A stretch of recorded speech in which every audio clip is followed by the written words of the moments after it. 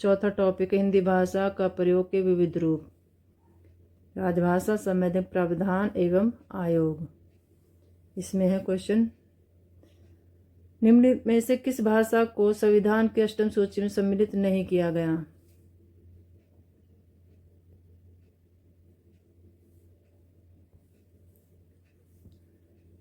निम्नलिखित में से किस भाषा को संविधान की अष्टम सूची में सम्मिलित नहीं किया गया?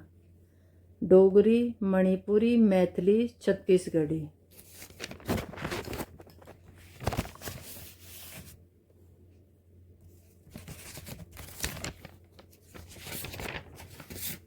आंसर बताएं इसका। निम्न में से किस भाषा संविधान की अष्टम सूची में सम्मिलित नहीं किया गया? तो आंसर है इसका छत्तीसगढ़ी में। छत्तीसगढ़ी को अष्टम सूची में शामिल नहीं किया गया। भारत के संविधान की अष्टम अनुसूची में 22 भाषाएं शामिल थी। 22 भाषाएं शामिल थी पहले। छत्तीसगढ़ी को अष्टम सूची में सम्मिलित नहीं किया गया। अन्य 3 भाषाएं जो हैं डोगरी, मणिपुर और मैथिली को संविधान की अष्टम सूची में सम्मिलित किया गया था। डोगरी, मणिपुरी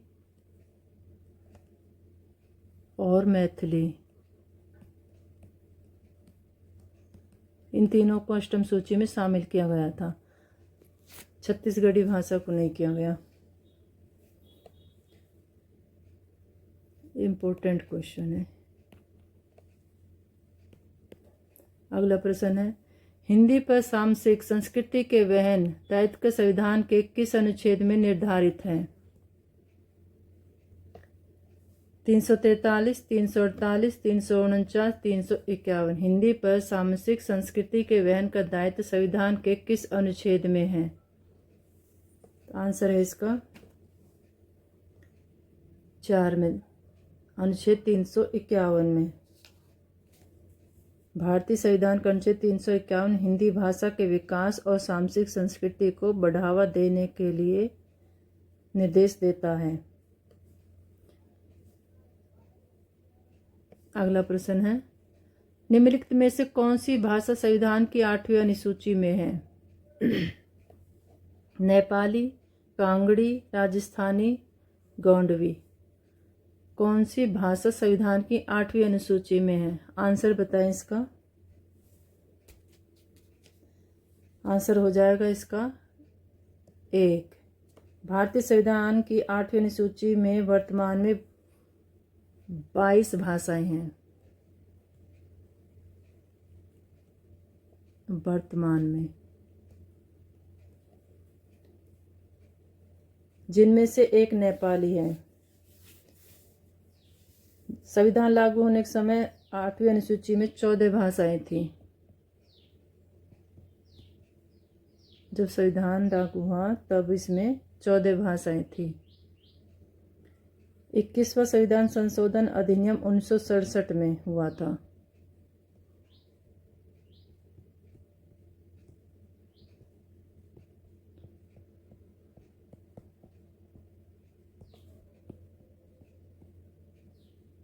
जिसमें सिंधी भाषा को जोड़ा गया था।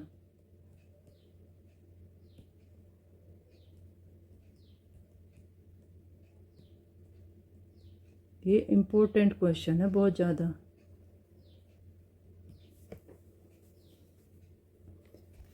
फिर 71वां संविधान संशोधन हुआ।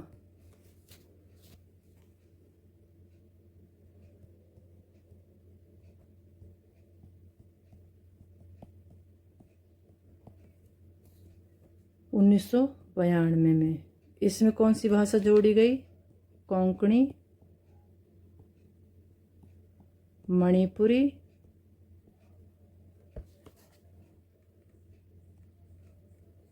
और नेपाली,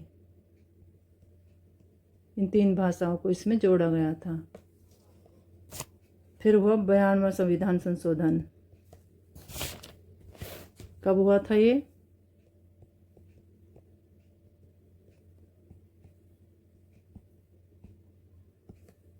हुआ था 2003 में। और इनमें कौन सी भाषा जोड़ी गई थी 2003 में? बोडो, डोगरी, मैथिली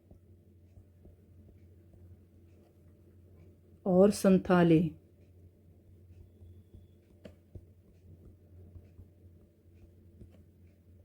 इन भाषाओं को इसमें जोड़ा गया था।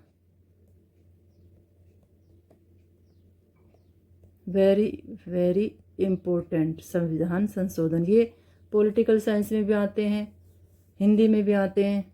बहुत ही इम्पोर्टेंट क्वेश्चन है ये, बहुत ही ज़्यादा।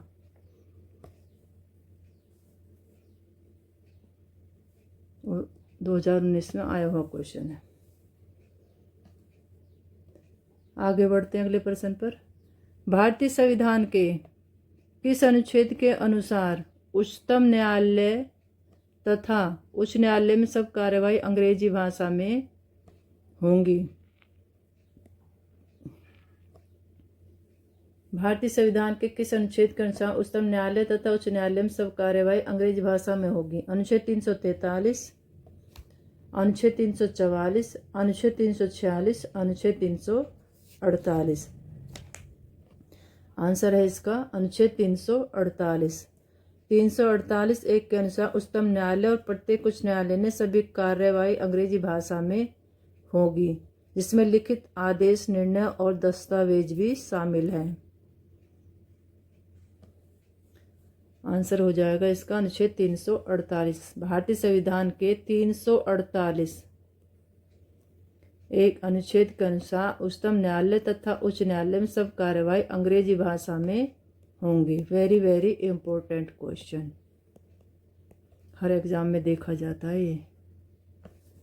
अगला प्रश्न है, संविधान के अनुच्छेद 343 में संघ की राजभाषा के बारे में निम्नलिखित में से कौन से प्रावधान किए गए हैं?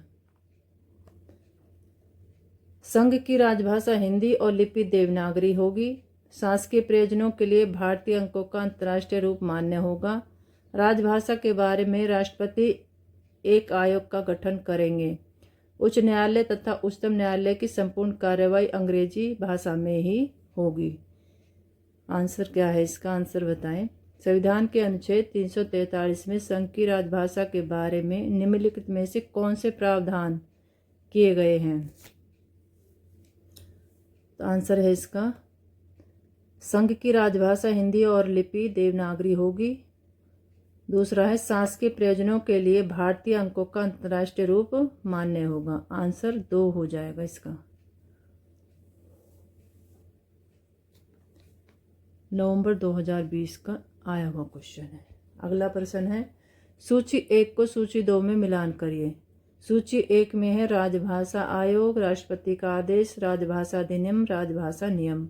और सूची 2 में ये कब कब हुए? 1976, 1955, 1960, 1963 में।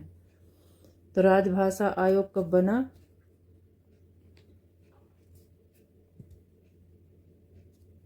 ये बना राजभाषा आयोग का है 1955। राष्ट्रपति का आदेश 1960। राजभाषा अधिनियम 1963 ईस्वी में। राजभाषा नियम 1976 ईस्वी में। ये इनका सही मिलान है। आंसर हो जाएगा इसका पहला।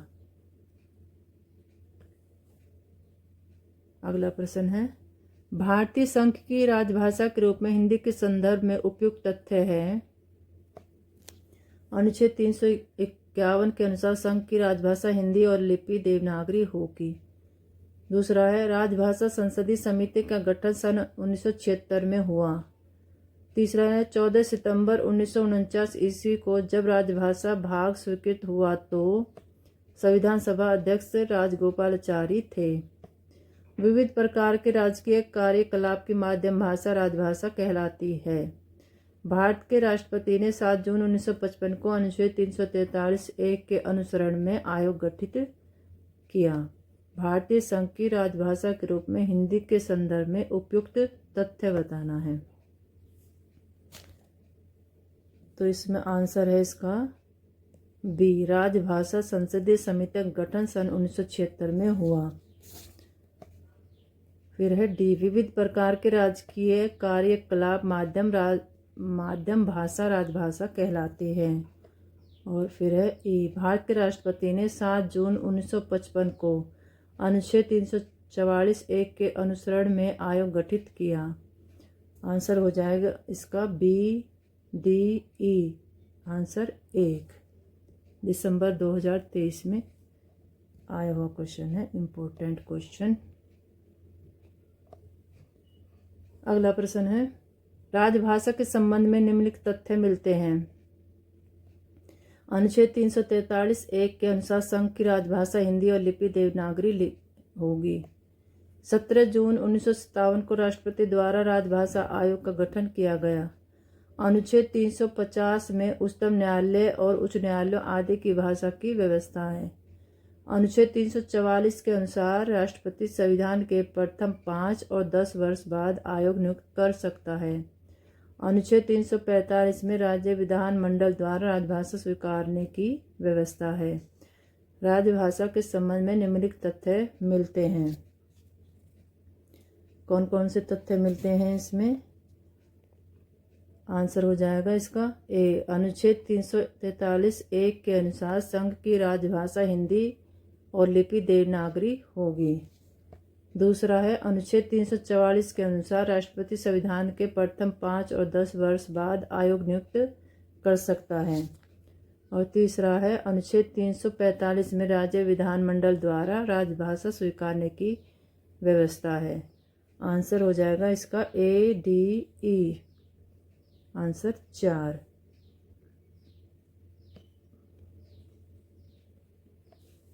अगला प्रश्न है, उत्तर प्रदेश सरकार द्वारा 31 जुलाई 1947 में गठित देवनागरी लिपि सुधार समिति के अध्यक्ष कौन थे? उदय नारायण तिवारी, चंद्रशेखर शास्त्री, नरेंद्र देव, नारायण चतुर्वेदी। उत्तर प्रदेश सरकार द्वारा 31 जुलाई 1947 में गठित देवनागरी लिपि सुधार समिति के अध्यक्ष कौन थे? आंसर है नरेंद्र देव। उत्तर प्रदेश सरकार द्वारा 31 जुलाई 1947 में गठित देवनागरी लिपि सुधार समिति के अध्यक्ष नरेंद्र देव थे।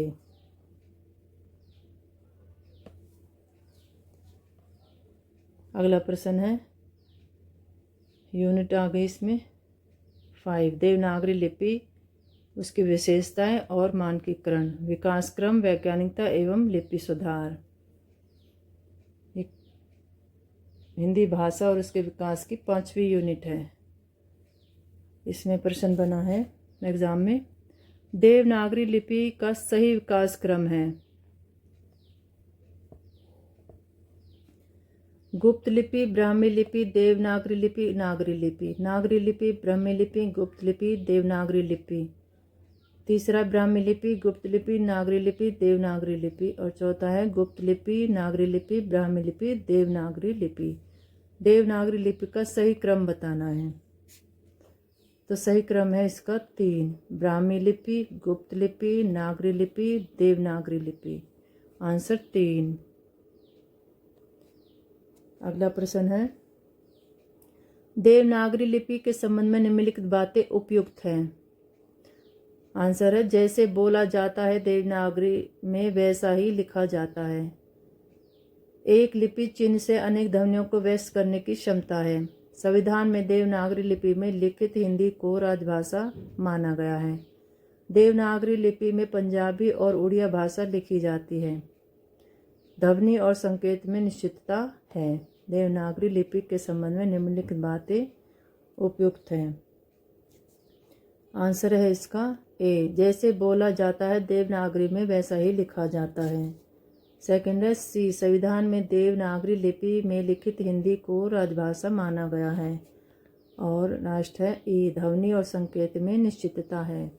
आंसर हो जाएगा इसका ए, सी, ई। आंसर 3।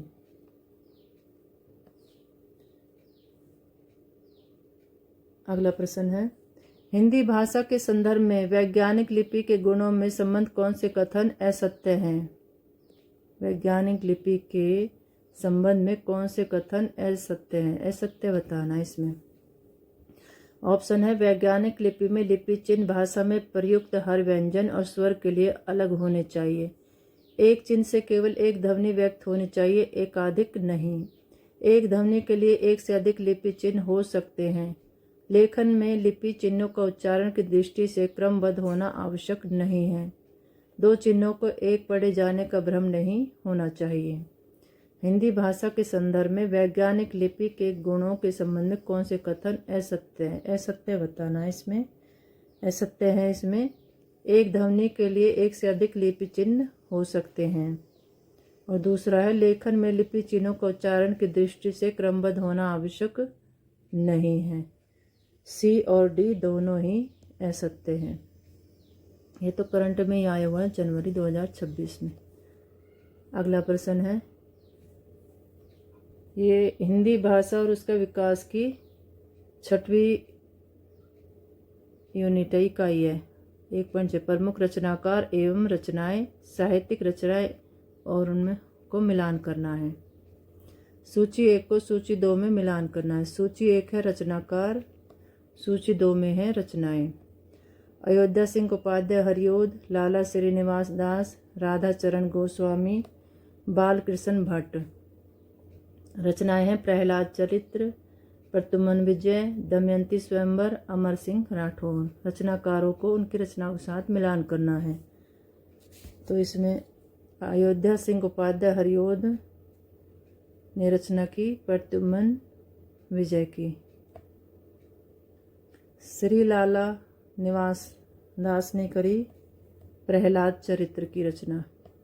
राधा चरण गोस्वामी ने रचना करी अमर सिंह राठौर की। और बाल कृष्ण भट्ट ने रचना की थी दमयंती स्वयंवर की। ये इनका सही मिलान है। आंसर इसका हो जाएगा 1। इम्पोर्टेंट मिलान है, 2025 में आया था जून में। ये हमारे इम्पोर्टेंट क्वेश्चन हो गए। पहली का यूनिट हमारी आज समाप्त हो गई है। हिंदी भाषा और उसके विकास की 6 यूनिट थी इसमें इकाई। तो चलिए दोस्तों, आज की वीडियो में हमने हिंदी भाषा और उसके विकास के सभी महत्वपूर्ण प्रश्न PYQs कवर किए हैं। अगर यह वीडियो आपके लिए उपयोगी रहा हो तो इसे लाइक करें, अपने दोस्तों के साथ शेयर करें और चैनल को सब्सक्राइब करें। अगले वीडियो में हम यूनिट 2 के PYQs करेंगे, इसलिए बेल आइकॉन ज़रूर दबा दें ताकि कोई वीडियो मिस न हो। मिलते हैं अगली वीडियो में। धन्यवाद।